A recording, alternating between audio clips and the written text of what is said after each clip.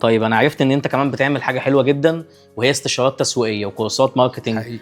اولا كده عايز افهم ايه الفرق ما بينهم، وكمان تقول لي مين اللي بيحتاج كل واحده منهم، ويعني وضح لي اكتر، انا بصراحه عايز افهم الموضوع ده. طيب هو في ناس كتير مش فاهمه الفرق بين الاستشارات التسويقيه وبين الكورسات والدبلومات. الاستشارات التسويقيه يعني حد صاحب بيزنس محتاج يعرف ازاي يطلع افكار للبيزنس بتاعه، ازاي يدير الماركتنج، ازاي يعمل خطه تسويقيه، ازاي يعمل جدول محتوى، ازاي يعمل حاجات معينه في الادز، او ايه افضل ميزانيه يصرفها، ايه افضل اوبجكتيف للادز. دي حد بيحتاج استشاره تسويقيه.